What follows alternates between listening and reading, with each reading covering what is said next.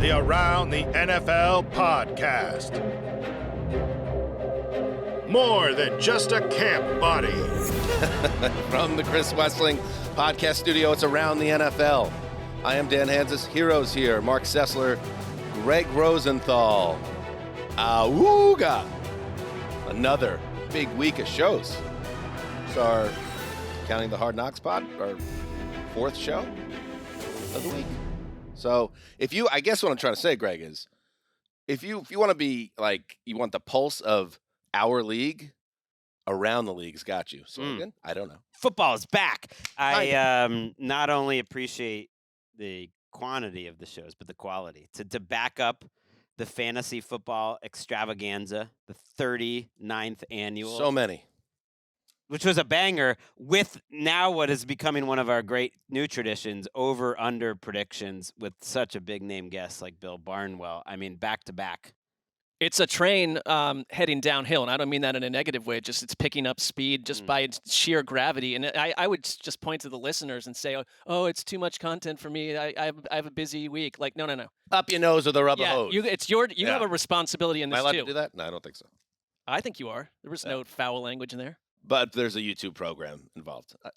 I don't. It's kind of a. Have you 1960s checked out term. the far reaches of YouTube? I don't think you crossed any boundaries there. Good stuff. Yes, over-unders with Bill Barnwell. How about that? And he was back yesterday, boys, but we were so busy with the extravaganza that we didn't get the chance to check in with Eric Roberts, our newish producer, who's done very, very good work since taking over for the Hall of Famer, Justin Graver. Eric ran into a little trouble over the weekend that put him on short-term boomerang IR. Eric, do you want to tell the audience, and how are you, first of all? I'm doing good, guys. This is gnarly. I just want to give everyone a heads up, and the YouTube audience a heads up on this. This is gnarly. Eric Roberts sustained an injury in the kitchen on Sunday. People are wondering how many drinks he had in his system when he was sustained this injury, but now I'll throw it to you, Eric. What happened to you, buddy? So I was meal prepping for the week coming ahead. So I got home. prepping? Yeah, Sunday I'm night. impressed. I like to That's what you do cook on a the Sunday. cook the vegetables for the week. That way we don't have to do it in the morning. Got a nice new slicer. Oh my God, that's the slicer. Yeah, that's the slicer. What's it called? It's, I think it's called a Madeleine slicer. It's basically a handheld guillotine. It looks like. And yeah, I mean, I got it for a wedding gift. You guys know I'm recently married. First time I had ever used it. I'm like, hey, babe, let's use this. It's under in the box. Took it out of the box. No. I used it for 10 seconds, and I took a hearty chunk of my thumb out with it. And when you say hearty chunk, I mean, he's not kidding. It includes some of the nail. There's some graphic pictures. Yeah, We're it's not like- putting those up. No, are we? you can't put that on YouTube. I don't Do think we have any blurred out photos? I might. Maybe I'll give it a. Yeah, don't like, worry show about my it. No, we advantage don't one need maybe. to But see yeah, it. no, it's So it's like if you have a grape and you take like a diagonal bite of a grape, the top of it off. That's basically what I lost. That's so. the parallel. And they say it might grow back though, which I didn't know that so thumbs grow back. That I'm in part the- throws me. I'm in the ER, and I have a pretty weird sense of humor. I'm calm, so I'm not gonna be giving you 2 thumbs up anytime soon. I made a Fonzie joke at some point, Hey. and he's like, "Well, it will grow back," and I'm like, "Whoa!" And he's like, "What it will look like is up in the air, though." Now that would be the most disturbing part of the conversation. Hold on. Like, it's like, so let's say I'm glad this happened. Let's say it chopped your hand off at the wrist. Does your hand grow back according to this doctor? I don't think that's. I think that's it's like That sounds absurd. It's like it with a reptile. If you cut off its head, it's over. Cut off its tail, the tail comes back. So maybe it's just an appendage. Part by part. You know how Yeah. it goes in movies and everything. It's grab the thing, put it in ice, take it, they suture you up, and it's good. So my wife, she grabbed the chunk off of the plate where the potato was supposed to go. And so she is. He said chunk, folks. Yeah, she is standing there in the ER with me, and he's holding this bag, and she's like, "What do I do with this?" And the doctor says, "What is that?" And he's like, "Here's his thumb." And he's like, "Oh, I thought that was just a bag of ice." He's throw that away. We cannot reattach that. So, Hey Doc, what do you think it is, bud? yeah. And they just tossed it into the It was a biohazard one, Biohazard but yeah, trash, no, like, it was just straight up like it was just straight foot to trash can. Did you get an opportunity to say goodbye to the top of your thumb before they tossed it in the biohazard I can? did see it through it. It loses color pretty quick, so it's. I have one question. Who gave you the slicer? Like what? You know, who gave you that wedding gift? It's actually that's a coincidence. I don't know. It's I have Chavez. some EMT buddies so it's actually kind of funny. Like when I do see them next, I'm like, hey, you could have really helped me out with your wedding gift the other night. Here's the thing. I mean, what did he think was in the freaking thing? Yeah, no, that's what she's standing there like a lunch bag. Yeah, but this doctor She opened it also up. thinks the body part's going to go back. Yeah, it's Gwyneth Paltrow's head from Seven inside there. Let's piece it together, Doc. There is a patient in your hospital room here with a part of his body missing. His harried wife, very upset and emotional, comes in with a bag filled with ice and maybe something in it. Let's piece it together. I'm asking for a different Literally. doctor at that point. Yeah. Yeah. Well, Thank you, Agatha Christie. it's great that you're back. Yeah. And I hope, because I know you're an interesting dude. You're going down to San Diego this weekend to go into a tattoo convention and maybe even place in some type of comp. Leg that model. true? Leg model this weekend. Yeah. Oh, yes. So do you have to do a lot of calf exercises to get that thing I don't tight skip leg right? day often, guys. I think your legs. I mean, his legs are already in shape. Well, we saw it at Yeah. Cowboys camp, and Yeah. it was quite frankly, it was stunning because the art that he has on it, the ink, is really impressive and intricate. Yeah, nice pair of calves. I clocked it. Can't deny that. Good luck. I mean, I don't know if you get anything for winning this Yeah, competition. I'm basically but, being taken down to like pimp out my leg because Don't show your upper body; it's never going to be the same. that is true. Never been a 6-pack guy. Drink too Yeah. much beer. No, I mean I meant the thumb. Like the Oh, thumb yeah, could that's grow right. into its own monster. It's a science fiction movie Yeah. potentially. Well, good to have you back, Eric. Yeah, Thanks, guys. buddy. Yeah, shout out to Randy for holding it down while I was gone. That's what Chavez does. That's Yeah. why he's big In a fun. big spot for me. All right, let's hit the news. With the 22nd pick in the 2014 NFL Draft, the Cleveland Browns select Johnny Manziel, quarterback, Texas A&M. This is better than the movie Draft Day. I'm telling you. I like the fact Cleveland came back up and got the young quarterback. Yeah, Untold, Johnny Football on Netflix. We've all watched it now, and I thought, boys, it's definitely worth watching. If you're somebody that's followed the league for, in the last 10, 12 years, especially, it will be interesting to you that we kind of, from a personal standpoint, I feel like we kind of lived it with there are stories in NFL history and figures, memorable figures. Even if he wasn't a great player by any stretch, he was a memorable figure in the league in that brief window. We've played it many times on this show when we were at Radio City. We just drafted, and Mark was emotional, and we've talked about that a lot. And then the way it all fell apart, and we were in the newsroom for all that, documenting it day by day. Just seeing where his life is now and everything. It was interesting and kind of weird thinking back, being at this company and covering the league, that this immense figure in terms of what he meant in his era, even if as a player, it was kind of a disaster on every level. Yeah, it was a really engaging documentary for me because sometimes the main figure isn't involved, but instead Johnny Manziel, I thought years removed from that drama, is speaking first person, and I his version of owning it, I thought at least, and not kind of trying to rewrite the narrative, but just basically saying, yeah, I'm kind of everything from a nightmare standpoint that you thought I was. But I also learned a lot more about his college career and the fact that he came into the NFL as one of the most sort of gripping, fascinating sports figures that we've ever experienced. And our newsroom is different now, but back when we were up in Culver City, those Sundays, I mean, there'd be 100 people in there. And when Johnny Football, I'll never forget when he was put in against the Bills, before he had his first official start, he came in relief, and the newsroom was literally on fire. And that was at the height of my adult Browns fandom. And I was riding every second of it. And the one thing I noticed was that whenever he'd make a mistake in the weeks and, seasons after, the newsroom loved it.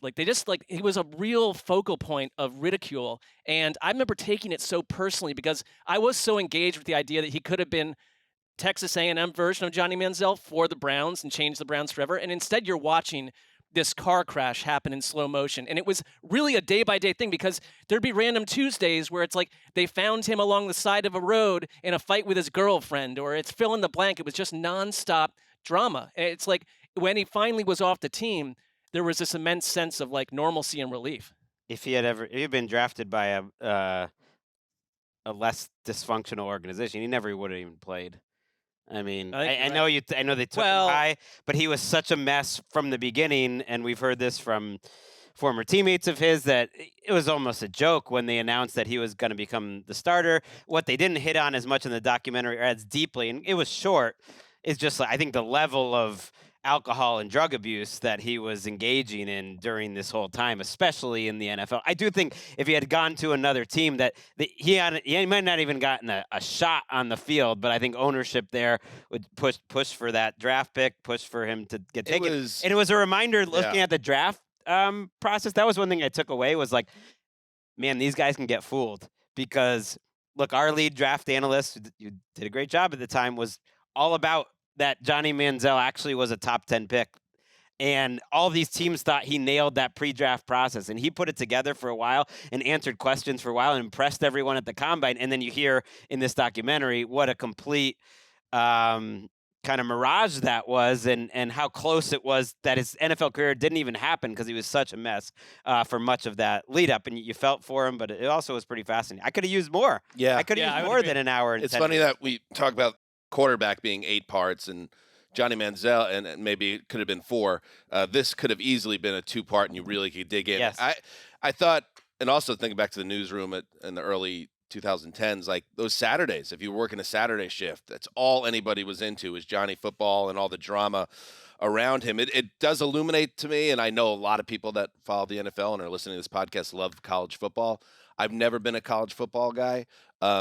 It's kind of a little bit of a La Raville Magnifico that Johnny Manziel could dominate the way he did at A&M without doing any work and just playing playground football. And then as soon as he got to the NFL and did the same thing where he wasn't opening up the iPad with the plays, he was the worst quarterback in the league and quickly out of the league. One side of this that bothered me a little bit, and I was happy that Ryan Leaf, who similarly dealt with some really rough issues with mental health and substance abuse and has cleaned up his life and he's doing well for himself.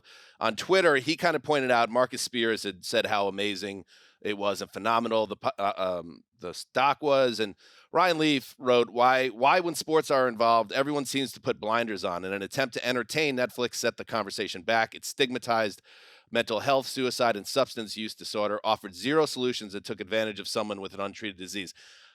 Hashtag be the solution. I'm not saying that Netflix took advantage of Manziel, but I was a little uncomfortable watching it, knowing when the family saying near the end of the doc that they're worried about him and this is an ongoing issue with him that we don't know if he's okay. You see him partying with his friends openly and not.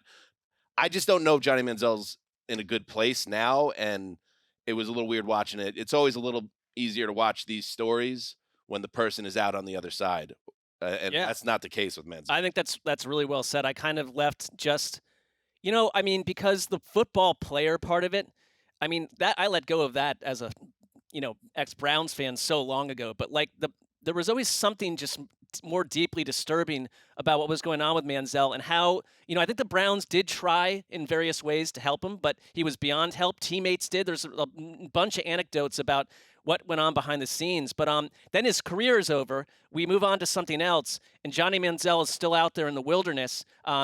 It looks to be largely unhelped still to some degree, and I think there is a fair reason to be concerned about what the future is because he's just like he isn't that guy anymore. Like all this like acclaim and attention, like it just dissipates when no matter who you are. Tom Brady's getting 10 times less attention, and Johnny Manziel is just out there on the plane. The Browns were the worst case scenario for him to get picked by because where the Browns were as an organization, how much was put on his shoulders immediately, and then where he was physically, mentally. Yeah, people forget. Was doomed. Everyone got fired because of him, too. Yeah. Well, people forget Kyle Shanahan was his rookie year and offensive coordinator. For it. And he bolted. He's like, I'm not doing this anymore. And I don't think it was his decision to ever play Manziel. That's sort of what I mean by another organization. I think if Shanahan was making decisions, he never would have played. I think Ryan Leaf, that's really well said because Manziel never was gonna be that guy. It really put into perspective how quickly everything happened and how unprepared he was for it all. Because he is more of a college icon than he is an NFL story.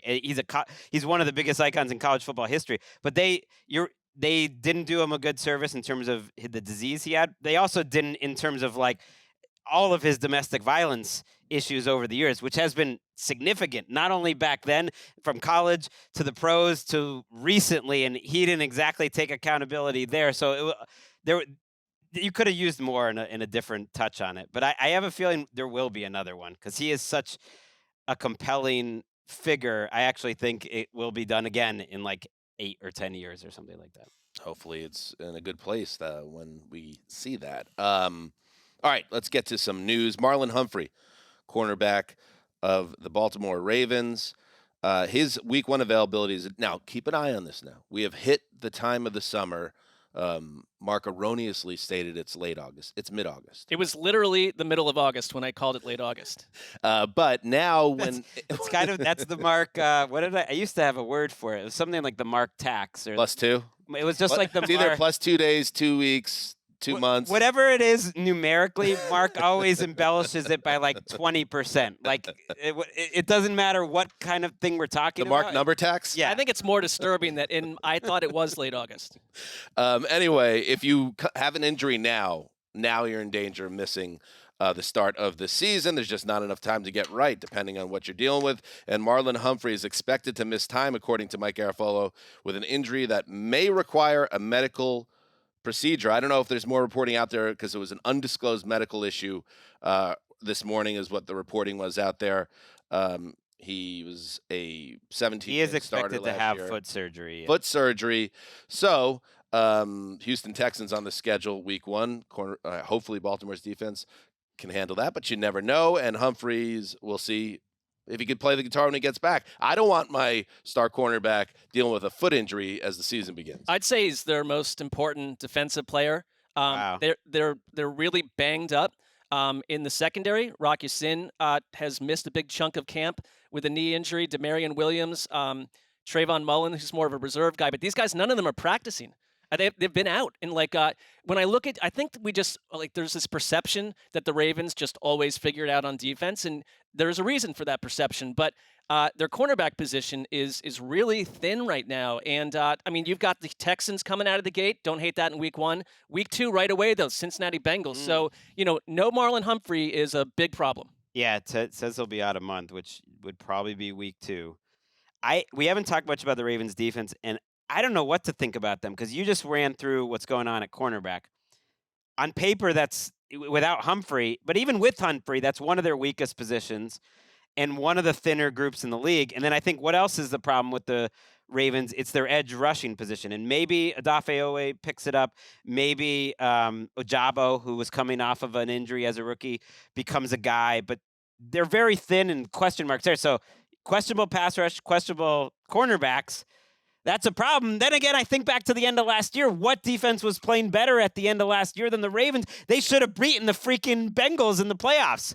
I mean, they killed the Bengals in the playoffs. They dominated the Bengals offense at least. And so I don't know which way it turns out, but there's pretty big questions there on both sides. In other injury news at wide receiver, the Detroit Lions already know they're not going to be having Jameson Williams on the field for the first 6 games of the season, dealing with that suspension connected to his violation of the league's gambling policy.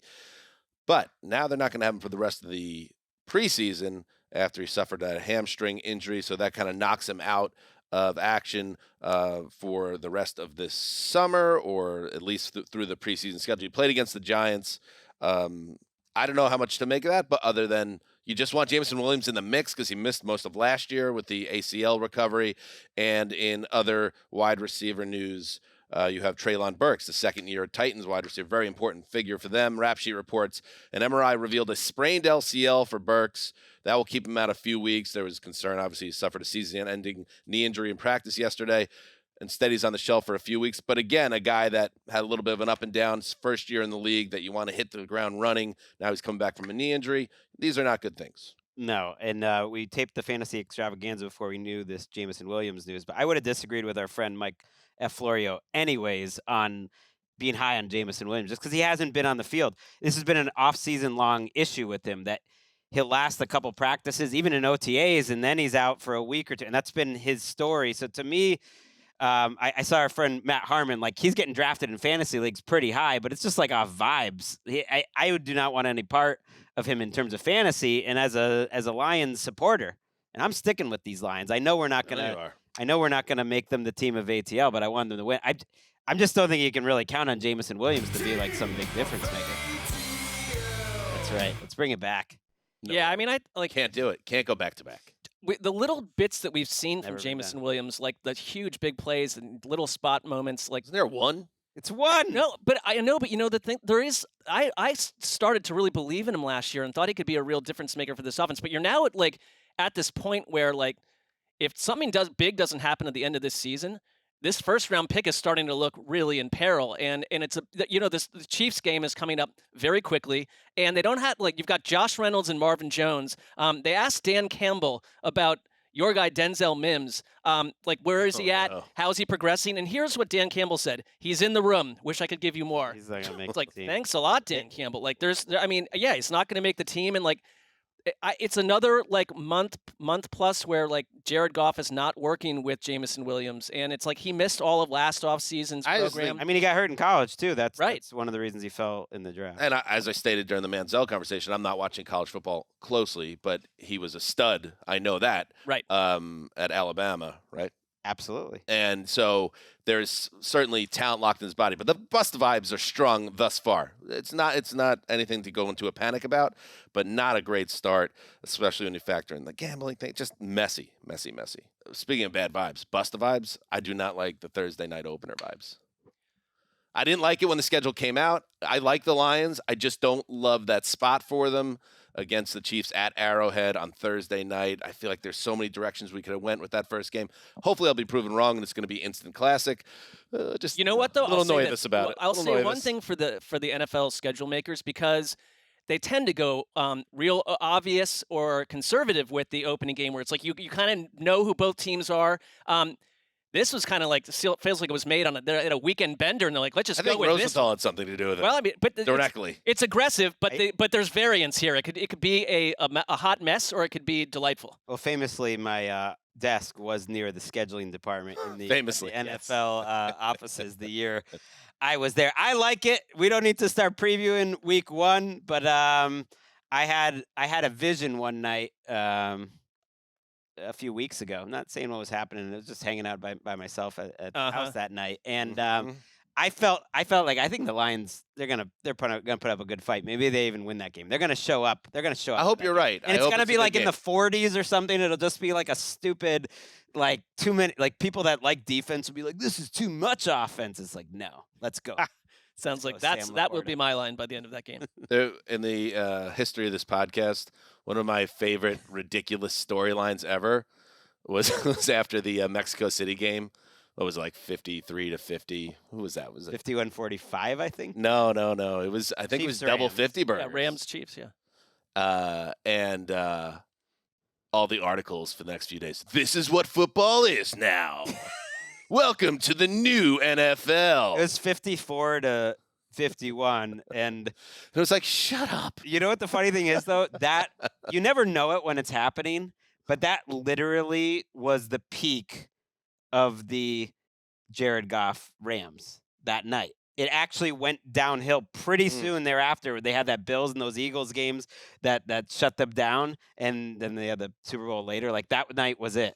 I felt, you know what? Do you remember those? I do remember the article. Oh, you were into it. I wouldn't write the article because I think that's Do we have to dig up the ATN from after I think this we game? all were a little into it. Me and Wes, I think, was into it. Yeah, because We I all think were you into need it. another couple years to see that's even the case. It's too small of a sample size. But I remember watching that game and everyone's freaking out. I was like, this is not the football that I want, to be honest. This is I just remember there was a number of think pieces out there and big words about where basically this is arena. But that was a time when with the way that football writing was going in general, it was like everything, a new think piece emerged weekly. I feel like there's a lot less of that now. Well, and people forget it was a crazy offensive game, but there were 7 turnovers in that game and a couple defensive touchdowns. It actually kind of was a sneaky Like defense made some plays in that And game hot take? and contributed to the high score. Didn't like the game that much. It was interesting and that's unique. stupid. I don't like when teams just go up and down the field back and But forth. that's what I'm saying. They didn't. There was literally 7 turnovers, and I think defense. The end of the game, I remember. I brought up the box score to make sure. Let's check up the drive summary. But you're right. The offenses basically scored or turned the ball over, but there were 7 turnovers, Right. some Turnovers, defensive okay. scores, Yeah, but some big time sacks. I don't want that score 3 out of 4 games. No, Maybe- give me, you wouldn't. Give me what Bill Parcells thought football was. Give me bingo. Give me 17-14. It's fine. Give me strategy on both sides.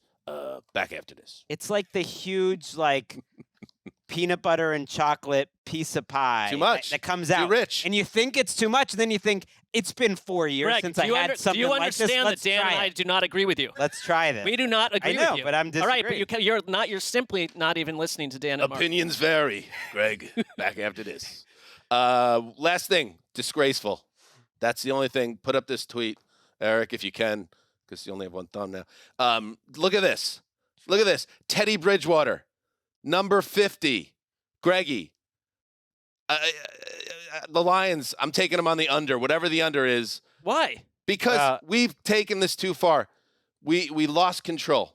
We let the players pick whatever number they want, and now we have a goddamn quarterback that's number 50. Okay, I have Games that count. I have 2 things on this. You want the wet blanket thing first or the pro Teddy thing first? Aren't they the Neither? same? Can I get neither? All right, let's go pro Teddy.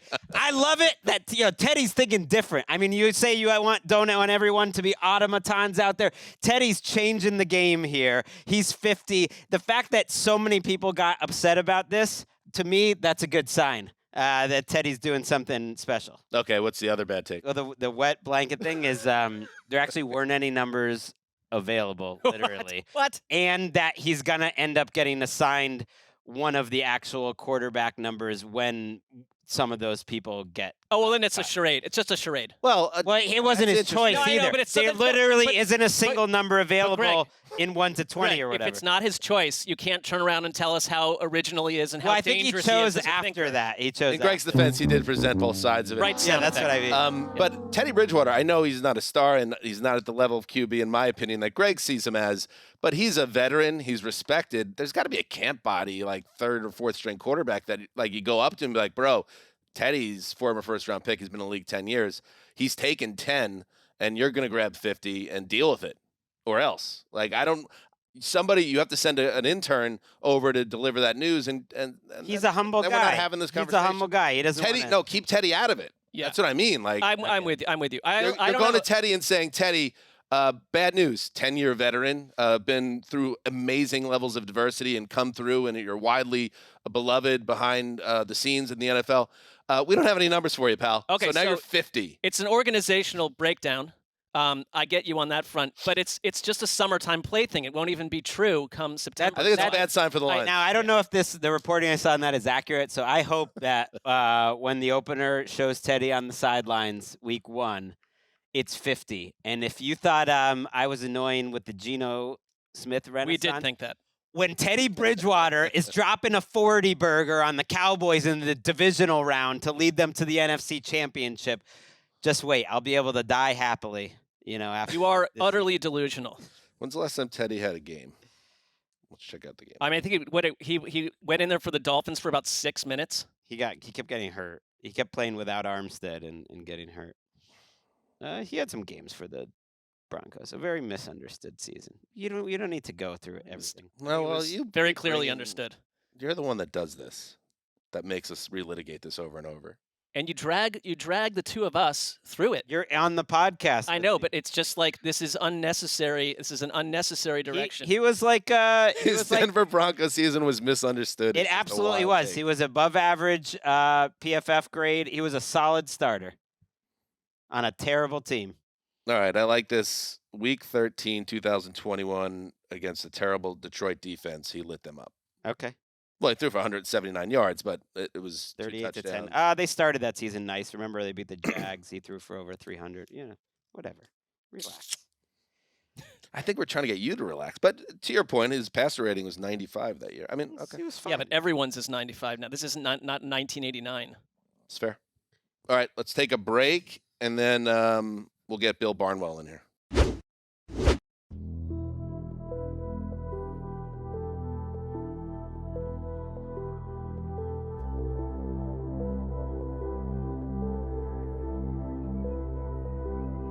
Welcome back. Joining us now, one of the preeminent minds in pro football coverage, Bill Barnwell. I'm just going to let this play out for a bit, to be honest with you. I want to let it sit. I just want to percolate in the vibes of this late afternoon song, I feel like. Yeah, you are. Yeah, you are. It's a Rorschach test. Beautiful. What does this song mean to you? Like, what does it evoke within you? Including your I feel loins. like I just got dumped. But I'm not mad about it. Like, Sure. I feel like it was That's like, good. I'm okay. It worked out fine. Right. It was in the mail. Yeah. That's very good. I like that Yeah. one. That's a new one. Last I'm week, into it. last week it felt like my partner was just shot in a drug bust gone wrong, and I'm driving Ooh, home Yeah. to my apartment on Miami Beach. This Mhm. week it feels a little more carnal for me, but I like Really? where you're coming from. Mm.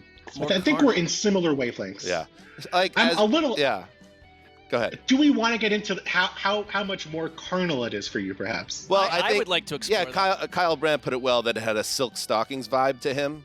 Yes. Very good. With some billowing curtains in the night. Type That's vibe. him watching something of that nature. You're saying this involves you, though, and fill in the blank other individual or individuals.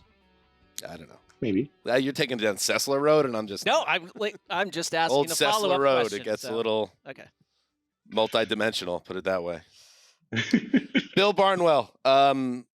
Last year, this is one of my favorite exercises of the preseason. Last year we did it with Mina, so we had to get another Hall of Famer here. We take a look at all of the over-unders according to, what do we go with, FanDuel? Yeah. FanDuel. FanDuel's over-unders for season record for all 32 teams in our league. And what we do is draft style, and we'll each draft 4 teams. And just Ooh. quickly to go through the standings, can we flash that up? What we did, the boys here. Zeuser took a dirt nap, went 1-3. I had the Patriots over. I thought the Patriots had a 10-7 locked and loaded just to mess with everybody, but it turns out that Patricia was not the answer for their offense. Let's see. Greg went 3-1. Good job by you, Greggy. Bears under, Eagles over, Chiefs over, Colts over. See, you got sucked in by the map. Yeah, but you know what? If you look at the 3 I got right, you clinched that by week 15. They cleared them Yeah. by 3 each, at least. Yeah. That's a good job by you. Greg was spending that money week 16. Right, exactly. He was on That vacation. feels Greg good. spends like half his year in the desert, so I'm not surprised he can. Not allowed. Not I had happening. Pats over 8.5, Cowboys under 10, Bills over 10.5, Raiders over 8.5. I only got Bills. Sessler, very typical mark on the fence, 1-1-2. Oh. Well, That- not by my. That's the Earth created. I didn't Right. go on the fence with my picks. Gotcha. Earth did that. Texans over 4.5. That's an L. Commanders under 8. That was a push. Chargers over 10. That was a push. Yeah. Push. And Niners over 10. You cashed in on that one. Mina did well too. Now- For some reason, it is going to be recorded forever, Bill, on gogetmylunch.org. For some reason, they only had 3 of our picks out of the 4, but Mina won 2 out of 3 of those, so she did well too. Do you remember what Mina's picks were? Because I feel like I know what my 3 over-unders before the year were last season if I had been Wow. doing this exercise. She went over Lions, which was good, under Cardinals, which was great, and Saints over, which was bad. What were I went- yours last year? It would have, number one, by a significant margin, was Raiders under. I was very anti-Raiders. That worked out pretty well in the big picture. I would have been over Ravens. I think Ravens was 9.5, maybe 10. Ravens went over, even with Lamar getting injured. And then I had Falcons under, and Falcons under did not hit. The Falcons exceeded mine, and I feel like many people's expectations. So credit to Arthur Smith. I would have gone 2 for 3 last year. All right. Well, this is a new season, and Yes. I know you have ties to the G-Men. So what I have here, Bill Barnwell, is a official Giants helmet. It's heavy. Well, it's real. It is. Yeah. It's for a and real person. I have each of our 4 names, and we're going to do the draft order here. Should the first name out? This is always crucial. Should the first name out be the first pick or the 4th pick? First pick. First. pick. I think it should be the 4th because then you have more build-up. Oh, that's better I show mean, you're the business. host. No, you're Why right. even ask that? Yeah, why is it our choice? Do Yeah. what you want. We're fine. That's fair. All right, then That's a here's true the fourth showman. bet. This is going to really backfire on the old Zeuser Yeah. because I will pull my name out first. No, Greg. Perfect. Sorry, Greg. I mean, Sorry, Greggy. how surprising that I wiped the floor with you guys a year ago. on Oh, the he's Texas hitting out, Night. baby. And He's now already hitting out. I mean, they were just facts. Look at the. But remember, last time we did a draft, we did the running back draft, and it did not We'll go well see. for you. We'll Greg got see. killed. We'll see. The third overall pick, the Did old the running back draft go Zeuser well for tugboat. All anybody, right, anyone? up next, this will determine who has the first overall pick. It's either Bill or Mark. This is like Webb and Yama. This means a lot to Mark, by the way, Bill. Way more to Mark than it is to you. Here we go. Second pick, Marc Sessler. Oh, And as it please. should Oh, be, boy. our guest, Bill Barnwell, has the first overall pick, and it is a snake draft. Oh, Okay, okay. so Okay, well, I think last year it wasn't, so that's a. or maybe it shouldn't be actually. Well, I don't want to put that It in your shouldn't be. head. No snake. No snake. No, Greg. that's not fair to Greg. It's Greg's not? gonna have seven I'm picks fine with before he it. gets his I'm second fine with selection. it. I'm the defending champ here, and also with the picks. What do we call that? What, Oh, no, the no. locks of the week. So I think we How need does to the make NFL it. draft do it? We need to make it harder for me. They do Snake it. not. No, they don't. They They don't snake. snake. So we're going to Absolutely follow the NFL. Okay, model. I'm fine with that. I'm Okay. fine with that. My Okay. picks are so original, it won't even matter. Oh, all right. We Really? got to take No, Rosenthal I'm joking. down several notches. Just a couple notches. All right, Bill, get it going. First overall pick in the over/under draft. I feel so bad about this pick already, and it's my Oh, I favorite know what one. it's I know what it's going to be. I do too. Can I What guess? is- 'Cause oh, he's- okay, please guess. He's I been want- burying them all if- off season. He's been please, the Please guy guess. pouring Maybe I'm wrong. water all over the New York Jets and their chances. Oh, I was going to say you're going to hit out at your own team and go under Giants right after. One of the New York teams. All right, we've all Not guessed. under- wrong. Let's We're Not wrong. under Sorry. Jets or Giants. You were incorrect. It is an over. It is an over on a team that nobody feels good about. It's an over on the Denver Broncos. Oh! Over. Interesting. Wow, Eight as the first and a overall half pick, people saying it's a wins. reach. Whoa. You know what? Get your guys. Tell Get us your guys. why. I gotta wait at least 3 picks. The Broncos were very unlucky under that sort of surface of being terrible and having their quarterback situation go disastrously and their coaching pick went terribly. They were the most injured team in football last year per the adjusted games lost metric at Football Outsiders. Now I know they already lost Tim Patrick to a torn Achilles. It's not going to help, but I believe they are a much healthier team this year than they were a year ago. They were a defense that was frankly extremely good until the final month of the year when they gassed out because of the injuries, because the offense was playing terribly. They were, I believe, 4th in EPA per play through week 13, 6th, I believe 6th in DVOA. Am I getting that right? Somewhere in the top 5 by multiple metrics, by points per drive, they were 6th through week 13. Afterwards, one of the worst defenses in football. Injuries, just the fact that they were playing for nothing, I think, contributed to that as the December sort of doldrums came in. And they add a lot this offseason. You go out and you get Sean Payton, who's going to be a guy who's going to do a better job of coaching those games. Mike McGlinchey comes in. Ben Powers comes in at guard. They bring in Zach Allen from the Cardinals, who had a career year last year. This is a team that they blew 4 fourth-quarter leads last season. To me, I feel like they're going to do a better job of holding on to those leads. They were competitive in a lot more games that people remember. And this is going to come back to bite me. I don't love it. I just think there is more left in Russell Wilson than people give them credit for. I think they are going to be a very competitive team. I think they're going to be a playoff team Wow. in Whoa. the AFC. If they win 9 games, chances are they're going to be a playoff team. Right So on the fringe. Yep.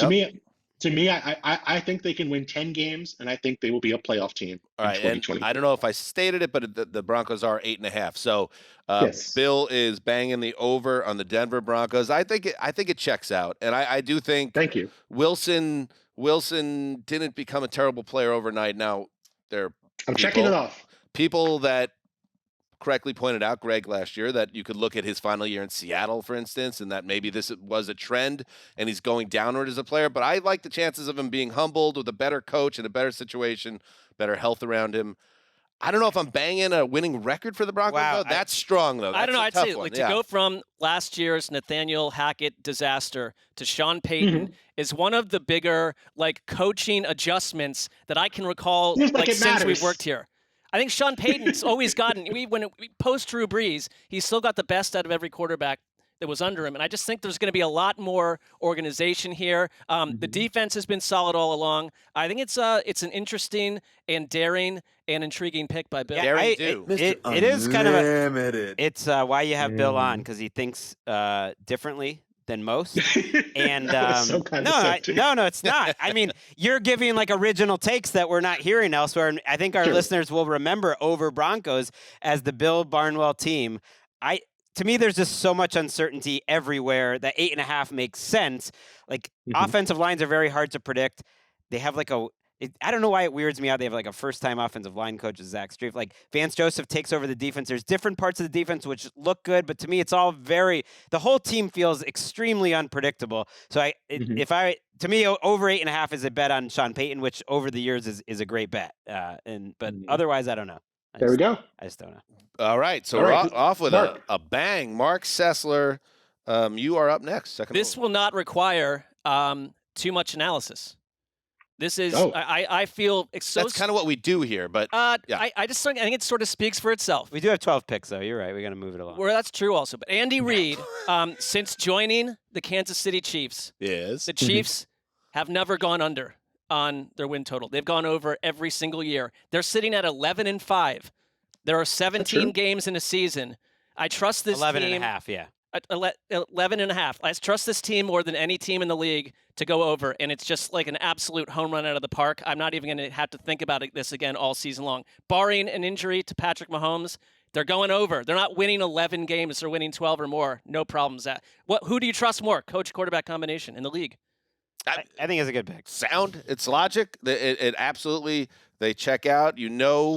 Even when there are problems, they figure things out. That's the thing about having an all-time quarterback and one of the great coaches ever.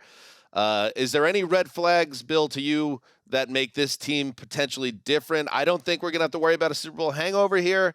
Doesn't sound like. Travis Kelce is a year older, but was as productive as ever last year. Anything that's a red flag to you here? Yeah, they were a little lucky last year. They were 14-3, but they had 11.4 Pythagorean wins, so their point differential said they were running pretty hot, had a bunch of close victories, beat the Broncos in 2 close games, Tennessee in overtime, beat the Chargers by 3 points, beat the Broncos by 6, Texans in overtime by 6. Those are situations where even with Patrick Mahomes, given the history the Chiefs have had, tough to count on them winning so many of the close games. Maybe some concerns about the offensive line and, the new guys blooding in at tackle. And the Travis Kelce scenario, where if Travis Kelce suddenly gets old, which I don't think is going to happen, but great players do age. It happens. Travis Kelce doesn't look like he's aging, but it is possible that he could be, just a good tight end as opposed to a superstar tight end. Major questions about receiver, but to me, I still think they're the class of the AFC West. And given the track record, yes, I think there's a scenario where they don't win 12 games, but it certainly doesn't feel like a bet where you're risking as much. Doesn't feel like there's as much downside for the Chiefs relative to pretty much any other team in football relative to their total. Right. I'm not biting my nails on this one. I think exactly. When you look at the Vikings and they won all those close games, sure, you're thinking that's not probably sustainable, but there's a reason that Patrick Mahomes and Andy Reid win these close games. Right. I think they are. Like those Broncos and Texans game, I think there is something that it's hard to pull out from the numbers that it's not just luck that they win close games against bad teams. It's like they shouldn't have been in those close games, but it's kind of like the Patriots record in close games, close ones over the years. I'll give you a good example. They lost to the Colts last year. Yeah, true. It's like they had one of those games last year where everything went wrong and they lost. Maybe next year they have 2. Maybe they even have 3 and they lose those games. But I got them at over 10.5 last year. They were only at 10.5 going into a year ago. That's crazy. I'll always think to Mark, you feeling comfortable. Of course, I'll think about the playoff run with Mahomes and playing through injury and the comeback to beat the Eagles. But that November Sunday night game against the Chargers, when the Chargers sent Mahomes back on the field down 4 with 1:46 to go, and you just knew how the game was going to end. It wasn't even a question. It was like, Patrick Mahomes is going to throw a touchdown pass to Travis Kelce, and they're going to break the Chargers' hearts. There's a magic to this team with Mahomes at the controls. If you want to talk your shit, Pimp. There you go. We got that guy on our side. We got him. What's up with Travis Kelce? I mentioned this on the Hard Knocks podcast with Colleen. Jeff Ulbrich and Travis Kelce have the same exact like white boy funk speaking pattern. It's exactly the same. I think he's evolved into that. I bet rookie year Travis Kelce did not have that dialect. Do you have Ulbrich? I don't know, man. Remember Travis Kelce on that reality show? I guess he was a few years. He doesn't like talking about catching Kelce. Yeah. Here's Ulbrich, by the way. Damn. And here's Travis Kelce. If you want to talk your shit, pimp. Same guy. Same guy. I enjoy it. All It's right. a real Brian Kelly element to this, right? Go on. They're a little more convincing about it. They're a little better about it. I just want to tell you how proud I am to be. Third. You're up, Dan. Third overall pick. Okay, now I got it. Third overall pick is me. I've been kind of pounding the drum on this one a little bit that in a wildly competitive AFC North potentially, I like the Browns. I like the Browns at 9.5. I'm hitting the over on the Browns, and it's just like, tell me what you don't like about this roster. It's a good offensive line, the best pure running back, good skill players. The quarterback is the big question, but again, I think he's a better chance that he comes back strong than is the guy he was at the end of last year. I think the Browns are a double-digit win team. I think they could win 10.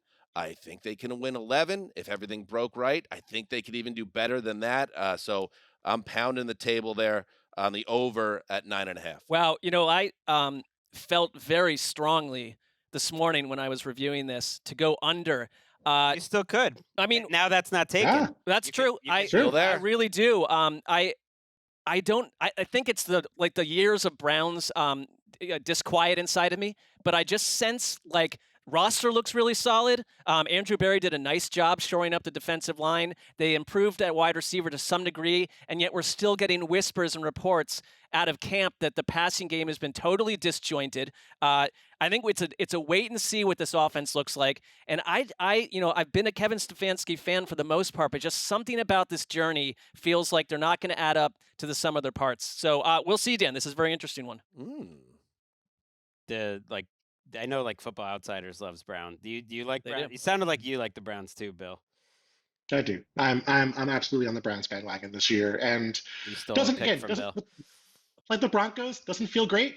Not gonna lie, to be on the Browns bandwagon. 10 is a big number, especially in that division. It feels like that is a big number, but there's these little things that keep happening. As the offseason goes on, like a little bit of research I do, or an injury that happens, where I feel a little better about it. Like when the Ravens lost Marlon Humphrey to an injury, I was like, that kind of helps the Browns a little bit. Yeah. The research I was doing on the Bengals, where they face the lowest percentage of primary quarterbacks last year. They played backups and third stringers more often than anybody else in football, and they have a new secondary coming in almost in total. Kind of made me feel like the Bengals are a little exposed. The Steelers, they didn't play. They had a better record than their numbers last year. It all kind of feels like it's coming together to me. So I understand the concerns, but I'm absolutely optimistic about the Browns this year. I'm still thinking about taking about Browns under. It's from should. From Zach Jackson at the Athletic yesterday. Stock down from camp. The passing game has been completely unimpressive. Anything that involves Deshaun Watson remaining in the pocket has been an adventure, and not since early in camp have we seen strings of consecutive completions in any 11-on-11 period. I think the consensus has been, because it makes sense, that Watson does bounce back to being a good player, but I think I think it's within the realm of possibility that this Stefanski-Watson marriage is a disaster, and there is a Brownsiness of it all that I think Mark's kind of alluding to that I think could happen. Just because people are worried about their jobs. There's coach and quarterback with different agendas. There's the GM. There's a lot going on. So that I don't think it's a slam We'll dunk. see. No. I just think it's more likely that they're this than the Brownsiness of it takes over. And Football Almanac has them at 10.5 wins. Yeah, oh yeah. as well. So Yeah. they're feeling good about it, Aaron Jackson, All right. his What gang. could go wrong? Greggy, does that feel like I just jinxed them? I don't mean to. No, but I don't. yeah. I don't think we even have the power to affect what they can do themselves in a negative way. I So, disagree with that as well. All right. All right, I'm going to start. This one hurts because I do generally kind of like the Panthers. I'm going under Panthers 7.5. The first under. As my first pick. I don't know what it says about me, but I do have more unders on this potential list. Interesting. I just think when you look at a lot of the things people like about the Panthers, it's all assumptions based on last year. And there's this weird thing people assume there's this carryover when there's a different coaching staff that I don't assume. Their offensive line played surprisingly well last year. Both their guards are coming off really serious injuries. One's still not back on the field. Their left tackle, Ike Ekwonu, you assume he's going to get better. We'll see. He was not good at all. He was really bad in the preseason opener. It's a new defense. Like, I like Ejiro Evero on paper, but when you're counting on the defense to be so good, I don't like that it's a new coordinator. And then you look at their best player, Brian Burns, is coming off an injury. Their best cornerback, J.C. Horn, has basically been injured most of his time there. There's just a lot of uncertainty. And I don't see where the team's strength is. There's kind of nothing I like as better than average. Their over-under is 7.5. You got to get to 8 wins. I know the schedule is definitely the thing in their favor. All the NFC South over-unders are high because the schedule in and out of division is easy. It's still pretty tough to get to 8 wins. And I just don't see anything that's good about this team. I think they're on paper the 4th best team in the worst division in football. And to me, that's not 8 wins. Under. Good one. Don't hate it. Good one. Bill disagrees. Yeah, this isn't one where because I went to look at Football Outsiders after I wrote these all down, like which ones are they on board with me on, which one they're not. And this one, not a crazy amount, probably because of the schedule. I mean, the two most important things about a football team are their quarterback and their head coach. And I have faith that the Panthers are going to be better in those situations than they were a year ago. I mean, they were 7-10 last year, correct? Yeah. I mean, they were 7-10. They were. I think they were. Once Rule was out of there, they were coached fairly well. But you're right. Bryce Young should be better, but he's still a rookie. So I guess my expectations for him are not incredibly high either. No, not incredibly high, but could he be better than Sam Darnold and Baker Mayfield? He should be. Is that out of the realm of possibility? I think the organization would like that to be the case. I hope so too. I'm more optimistic about the defense than I think Gregg is. I think, like you said, Ejiro Evero was a good coach in Denver. They were really good for most of the season. They had some young players come through, but he was getting production out of guys like Baron Browning, who were not on my radar heading into the season for the Broncos. They have talent. I think J.C. Horn, the injuries are a legitimate concern, but he's been a star cornerback to me when he's been healthy. And I think if they had J.C. Horn in that Bucs game where Mike Evans caught 3 long touchdown passes against backup cornerbacks, I think they would have won the division. I think he was that big of a difference maker for them a year ago. So I think the baseline is a little higher than Gregg's giving them credit for. I think the quarterback and head coaching situation is better. I love Frank Reich. I think he's a really good coach. I think he's a guy who can, get the most out of his quarterbacks very quickly and build an offense around that quarterback's strengths very quickly. And I think the defense has more upside than maybe it's shown over the past year. So there is definitely they some feel like a high happening variance team to me. No So question. because they're in that division, yeah, you're right. They could win 9 games, but I also could see them having the number 1 pick in the draft again. I feel like that's in their range of outcomes. So any team No like question. that, I'm going to go under 7.5. All right. So did we Fair? decide is Bill up? Or Bill is up. Yeah, All right, Bill's- Bill, you're up with Bill's your up second again. pick. I got a lot of unders here on the list. I got to pick one of them. I feel bad picking this one because everyone has been so happy and excited about them. I'm going Lions under 9. Wow. Oh, Nice. Greggy. wins. I love it. You stole mine. I love it. Is that the first Oh, steal? wow. Is that the first steal by anybody? I even though I agree with the Browns one, I did not have Browns Got it. over 9.5 on my list. So I totally abide by it, but The first steal. I have my concerns about how sustainable that performance was for the Lions during that big winning streak to end the season. This is a team that over that final 11-game stretch of the year, they went 8-3. They turned the ball over a total of 4 times. 4 times in 11 games. That is very helpful. If you want to win a bunch of football games, it is not something they can keep up year after year. Now, I like what they did this offseason. I think they had to upgrade the secondary, and they did. But Emmanuel Mosley's still on PUP, I believe. They, got Cam Sutton, who I think is a really talented player. Chauncey Gardner-Johnson had not been that caliber of player. They're still trying to figure out if he's going to play safety or play in the slot. They like Brian Branch, their second-round pick. I think he's going to be a good player, but a lot of moving pieces in the secondary. I don't know if they have a settled group yet. And they did not go out and add a second pass rusher behind Aiden Hutchinson. They did not go out and add a second wide receiver to replace Jameson Williams, who's suspended and now injured as well. He's not going to play during the preseason, it sounds like. They signed David Montgomery, who I don't think is very good. I think this is a competitive team, but I think the NFC North is going to be tougher than maybe people seem right now. And so I'm comfortable going under 9.5 for the Lions this year. Yeah, I think the hope is that the defense is way Sure, better, and that's way better. But you're right. I mean, I certainly don't have their over on my list, and I'm hoping for it, and I'm thinking it. But all the points you make are fair. I think their route to winning 10, 11 games is it's an above average defense, which would be a huge upgrade. I do like, you mentioned not adding a second pass rusher. I do like their defensive line depth overall. I actually think it's a good group. Fair. All right. That's fair. Mark, you're up. All right. I'm really struggling between two things I love here, but I'm going to do something that historically I feel like I get bounced for this, but I'm going Baltimore Ravens. They're at 10.5, 10.5. I'm going under. Which says they can win 10 games. I'm not like trying to totally fade the Ravens. Ravens but fans, you have your enemy. Yeah. Sure. Go get them. Be my enemy. Like, I mean, they've done nothing but, torch my existence for like literally since they were birthed out of the womb of the Cleveland Browns. So how much worse can it get? Here's the thing.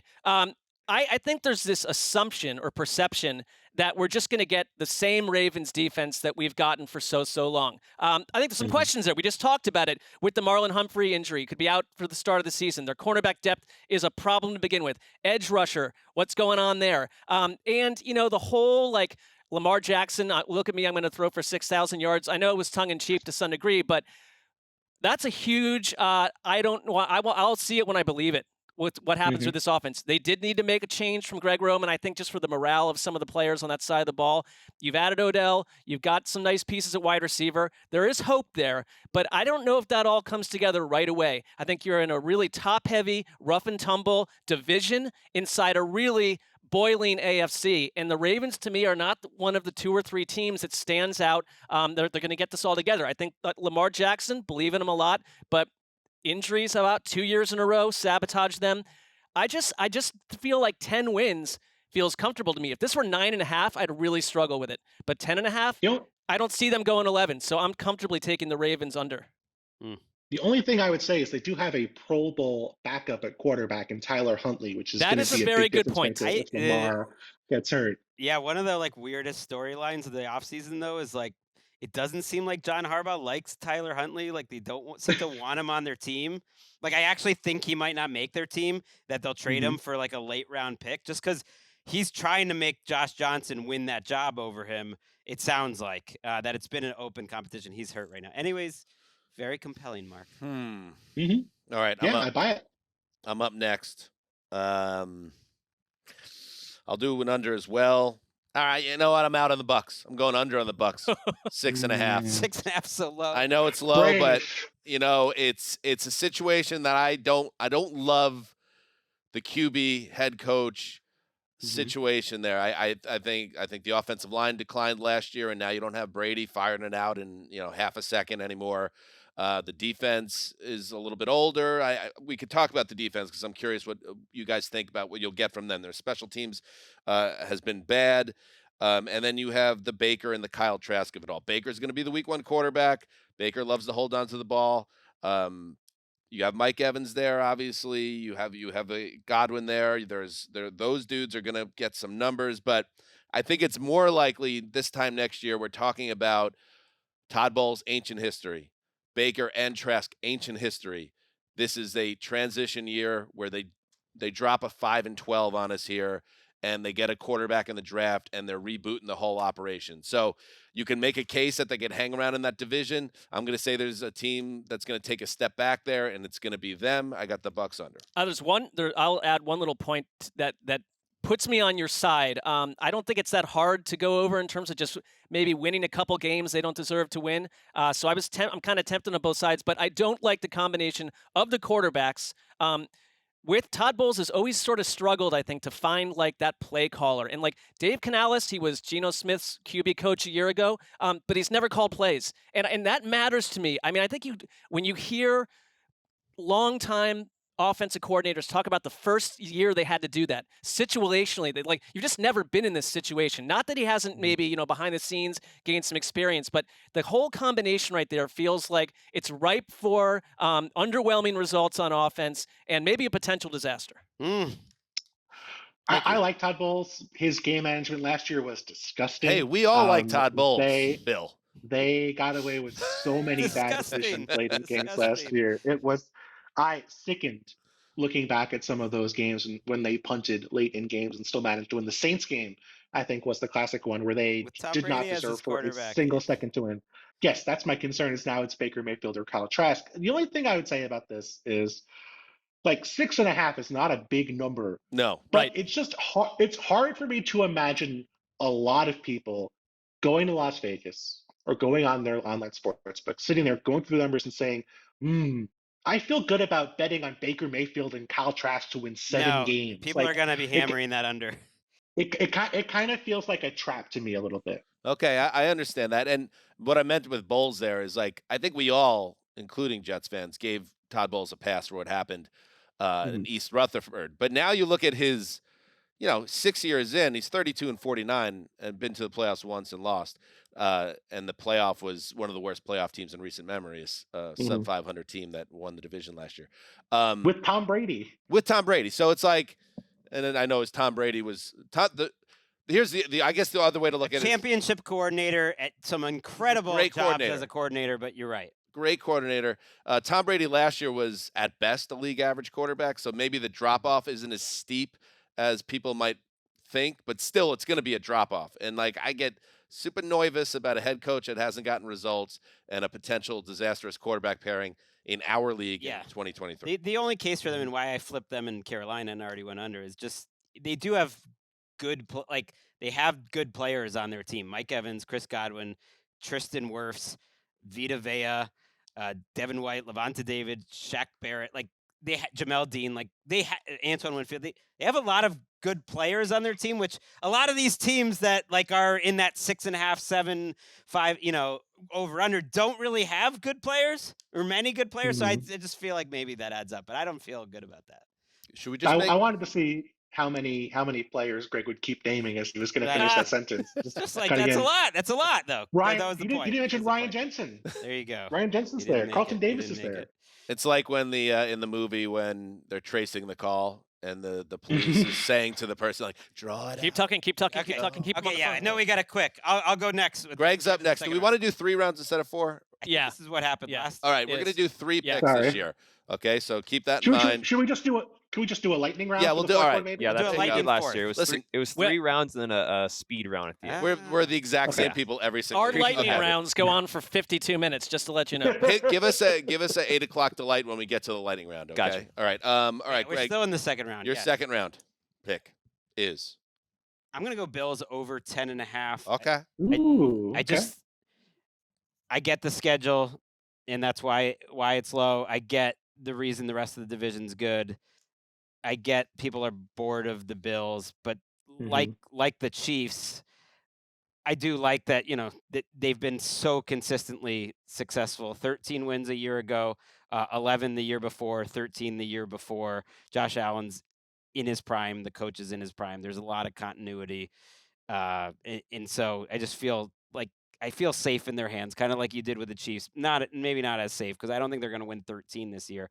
But can I see them going 10-7?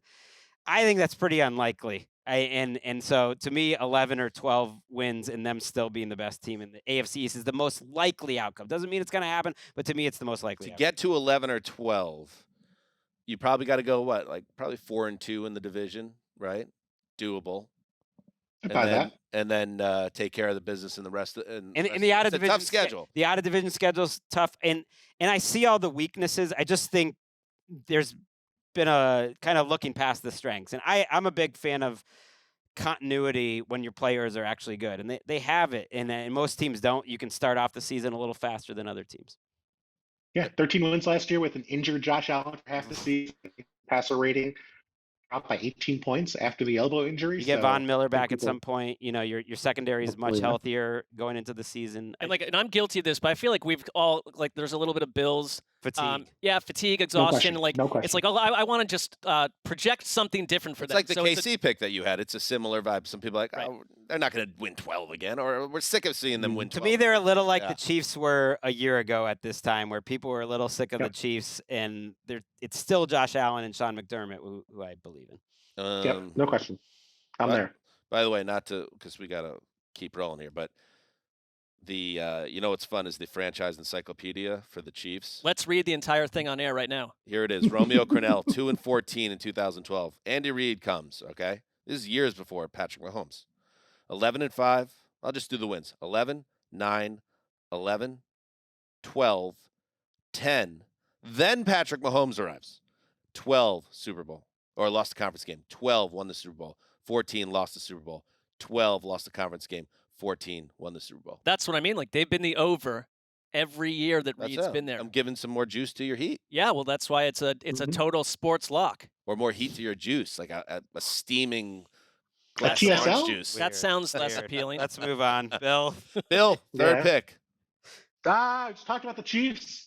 Let's take the team they played in the Super Bowl and project them to go under. Oh, 11.5 wins. Now that's spicy. By the way, your last two picks, Philadelphia you've Eagles. gotten after Greg's two favorite teams, the Lions and the Eagles. I mean, that's not. But it has to be the Patriots. Has to be Bill's last. That's why pick. he's a great guest. Yeah. I am here strictly to antagonize Greg. That is the primary reason. Bill and I have hop been total rivals ever since I showed up to like a football outsiders meetup at a bar in New York in 2007.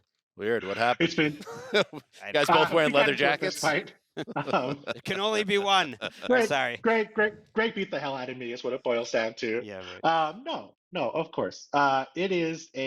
They're a good team, and they're not going to go like 6-11. I don't think they're going to be a bad team by any means. But let's go over what they did last year. 6-1 in games decided by 7 points or less. The healthiest team in football per Football Outsiders adjusted games lost metric, an issue they're already dealing with this year. We saw Hassan Reddick is having thumb surgery, I believe, and he's, going to be around for week 1, but that could impact a great player for them. And we know they lost a ton of talent this offseason. They lose both coordinators. They lose 5 starters on defense, both safeties, both starting linebackers. Javon Hargrave, their best defensive lineman, goes to the 49ers. There's still plenty of talent here, but this is a team that, injuries have impacted them dramatically in years prior. 2021, I think they started 13 offensive linemen played 50 snaps or more in 2021. They were healthy last year, which is great. Obviously a dominant offensive line, but I think they take a step backwards in terms of health, in terms of talent. They are not as lucky in close games. I think they are a 10 or 11 win team this year, and that might open up the NFC East for the Cowboys. Wow. Spicy. I still think their depth is better than most teams, so you could survive. And I do think I there's agree. actually more they can get out of the passing game with Brown and Devonta Smith. So, yeah, to me, they're the favorites to make the Super Bowl. And so that number's not crazy. Wow. 11.5 is tough, though. It's 11.5 is tough tough. for any A lot of team in a wins. tough division that's playing the AFC East out of division. Even if they're great, 12-5 would be a great season for them. So you're barely clearing it. Eisen asked me when I was on a show yesterday, who is the team that people aren't really talking about enough? And I said, this is going to sound crazy, but the Dallas Cowboys. And Eisen looked at me on live television and radio like I had an elbow growing out of my forehead. Well, you sound like a psycho.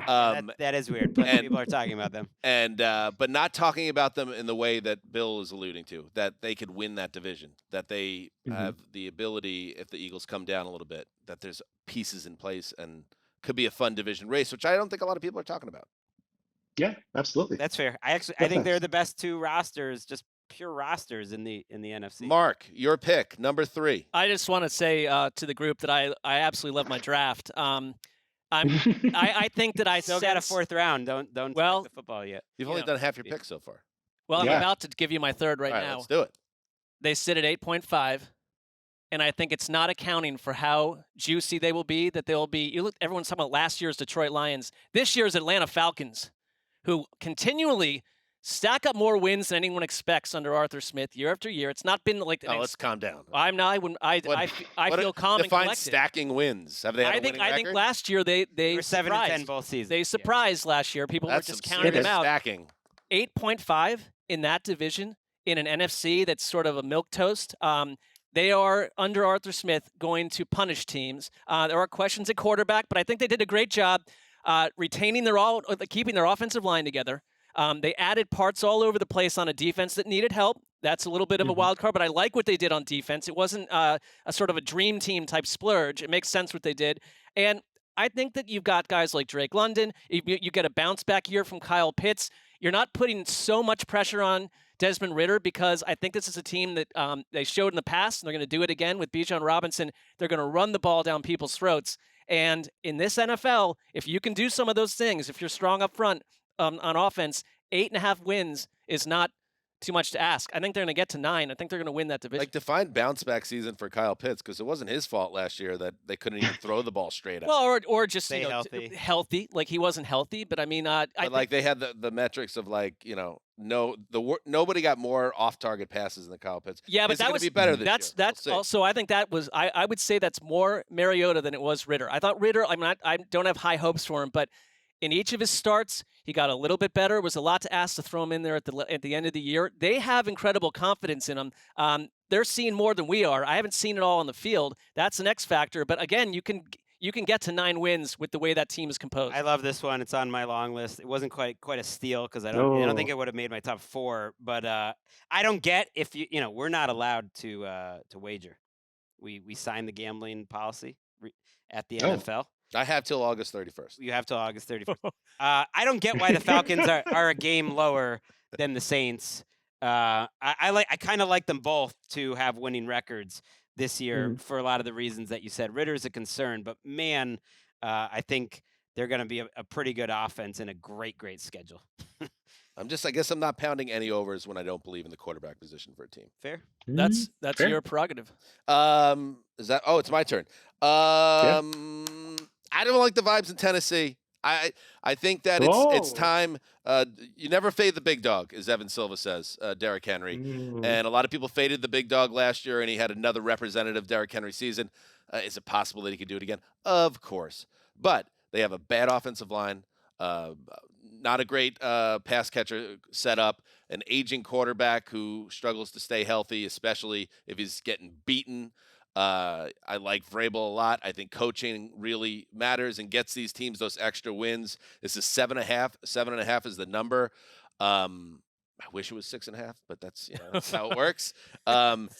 This feels like in a best case scenario. Best case scenario. Hey, hold on. Yeah. I'm confused. Are you going over or under? Under. In a best case scenario, I think this team goes 9-8. Absolute best case scenario. Worst case scenario, wheels fall off. And this team could be picking in the top 5 in the draft. So I think this feels to me like a 7-10, 6-11 type Titans season. Most likely with it could get much worse than that. I feel good about it because I don't feel good about a lot of things with this team. And the Treylon Burks thing is not great either. Yeah, and the wheels fell off last season, so they spent all offseason trying to put them back on, and they really didn't do much. And their offensive line is arguably the worst in the league. I am comfortable going under with you on that. I'm agreeing. I should mention the Hopkins of it all. I mean that we'll see if he's a difference maker at this age. But I'm dubious of that as well. I wouldn't feel good about it, but if I had to choose, I actually think I'd go over on the Titans because of what Bill said earlier. Quarterback and coach. I still believe in Tannehill as a asset, and I really believe in Vrabel. And more importantly, I really think that defense, man, it looks pretty great. Like, I like their defensive line. That they had a lot of injuries last year. There's just something about them that I can't imagine them falling apart. So I would go over. I got a stat for you. I'll just say this. Let's hear it. I don't have a strong opinion about this one. Tennessee. told you earlier. I was doing research on quarterbacks and how often teams played the opposing team's primary quarterback. So either your starter or, in the case of like the Steelers, playing Kenny Pickett as opposed to Mitch Trubisky. The only team in the NFL that played the other team's number 1 quarterback 17 weeks last year Tennessee Titans. They played against 5 pass attempts last year against backup quarterbacks, all of which in garbage time. Typical team, about 25% of your opposing snaps are going to come against backup quarterbacks in the NFL. Teams in the 90% range improved by about 2.5 wins the following season. Tennessee was at like 98 or That is deep. 99. It's pretty good. I can see the arguments. I've been burned so many times by Mike Vrabel. It had to take like Exactly. his entire team getting injured last year for me to finally look smart about fading Tennessee. So I see the arguments. To me, this is one I would just stay away But from. I would just don't say this, wanna Bill, listen to like money on them. everything fell apart for him, but what did they do? I mean, just being healthy, Fair. that's going to be enough because they didn't make huge gains, I thought, in terms of personnel here. No. They were last in my offseason rankings in terms of what they did this offseason. Did not like what they did. They got a little better after adding Hopkins. I think that helped, even if he's not the DeAndre Hopkins. You know, if he's better than Nick Westbrook-Ikhine, like I think that's a big upgrade. But no question, I'm I shook by think your they did not popping do the a great hood offseason. stats there. You got Well, me that was shook, that was a Barnwell. fireball metric that you just Yes. tossed at us. So At my home. Just wanted devil's advocate went out there. That's good. All right, Greg, your third pick, and then we got 8 o'clock delight. Okay. My number 1 overall draft pick last year was under Bears 6.5, and they didn't get above 3. And I didn't hear any of those honking Bears fans who came at me when I picked them with my number 1 overall pick coming get 'em. back and saying sorry at the end of the season. And so I'm wrapping up at least the long portion of the draft by going under on the Bears again at 7.5. Wow. I was reading the camp report, and they were like talking about who's the camp MVP this year, and they were like, well, clearly DJ Moore is by far the best player on this team. And I was like, is that a good team? A team that DJ Moore is the best player on the team? And then you look at Well, it. now we're disrespecting DJ Moore over here. DJ Moore Yeah, is a I don't great understand this. player. He's not a top 10 receiver in the league. And if he's the best player on your whole team, to me, that's not that talented a team. And you kind of go through it, and I don't think they're that talented. I think there's a lot of reasons you can see they had a good offseason, that they can be better, but you're asking them to be 5 games better. I know they had a lot of bad luck in terms of 1-score games and all that stuff, but I look at like their coaching staff to me is totally unproven. Offensive coordinators unproven, their head coach is unproven, their defensive personnel to me as one is pretty unproven. And I don't know if Fields is an asset or not. You're kind of hoping he's a mid-level quarterback. Bears fans hope he's even better than that, but I'm expecting mid-level. And so to me, 7.5, too rich. Under. There's a lot of gusto in that one. I feel get like him, there Chicago. was a real dismissal of the entire concept of the Bears being. You will good not there be that I welcome in the appreciate. Bear. This. Hey, Nate, I looked over at our friends at Football Almanac. I was like, uh-oh. And you know who they've got projected as for the least amount of wins in the entire league, 32 out of 32 this year? The Chicago Bears. So I was like, oh, I feel Wow. even better about it. All right, here we go. Speed round. 8 o'clock delight is a theme song, Bill, that we use to hit up some tidbits in the news. It runs 1 minute and 28 seconds, and if you speak beyond that, you die.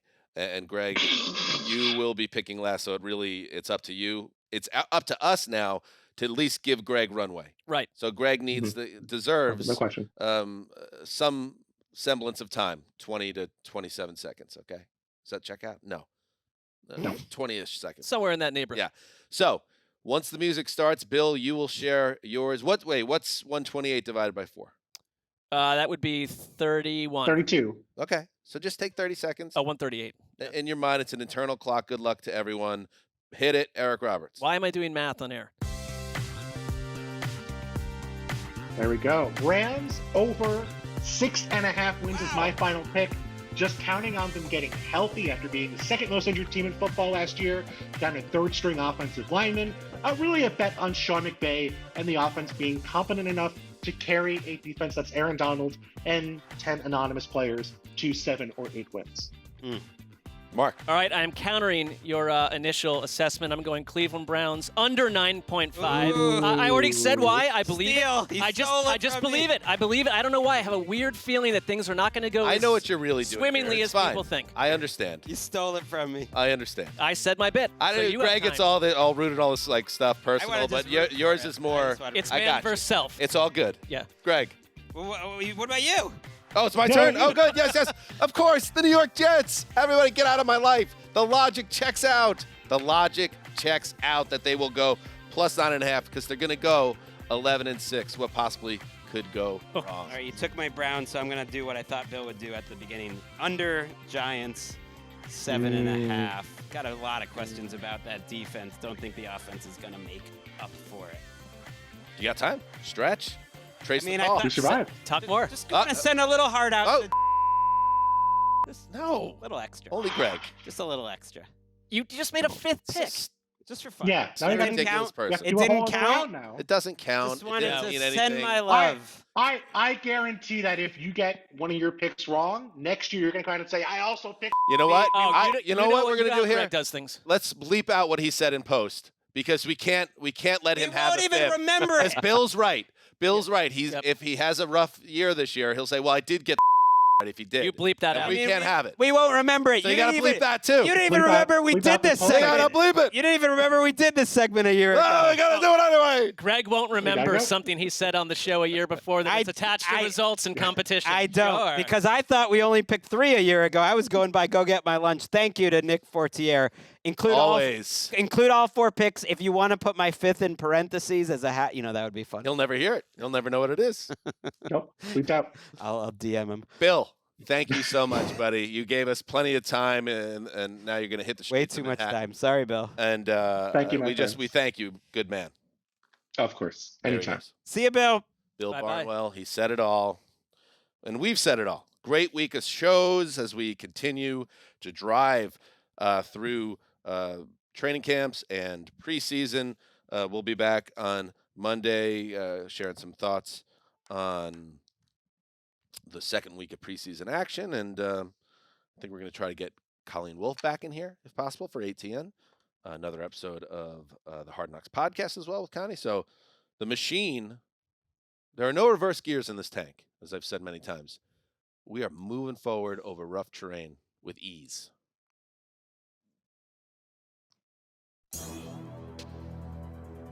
Final thoughts, Mark. I'm just having the time of my life. We're getting away from Charles that's Davis. Charles That's Davis. CD. The hallway. Through the glass. Heed the call.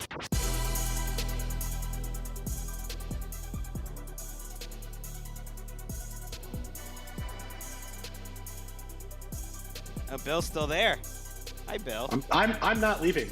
I'm staying until. Let not- Bill go. I'm not going anywhere. I have more bets, and I intend to place them.